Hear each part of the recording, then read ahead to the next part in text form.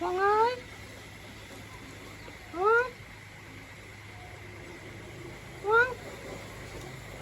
Vâng. Vâng. Cái gì ơi? Rồi. Hả? Chú ơi. Vâng. Vâng ơi. À, vâng ạ.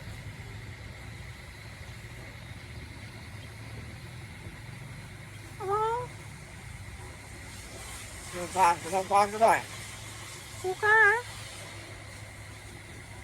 Chắc chín chọ.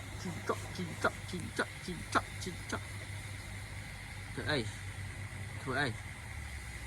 Vâng thử ấy.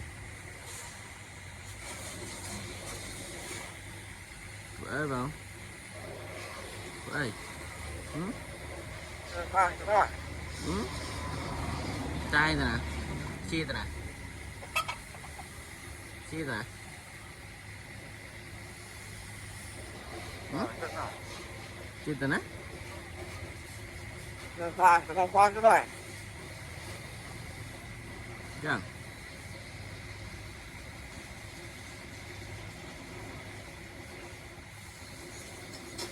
Gì mà. Rồi. Thử rồi nong mà. Ừ? Thử rồi nong.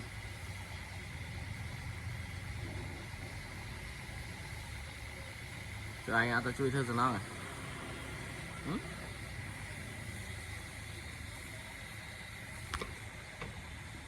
Perawat chui thử rồi nong à. Ừ?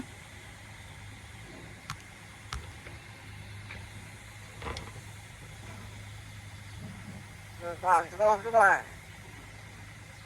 Đấy. Rồi. Ừ?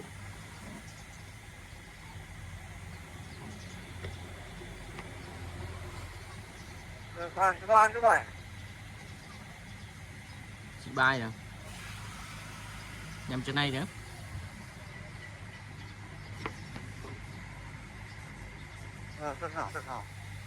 Nè trên này. Nè nè. Nè nè.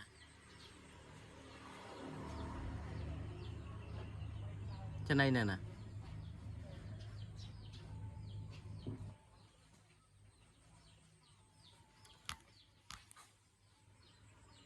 Trên đây nè.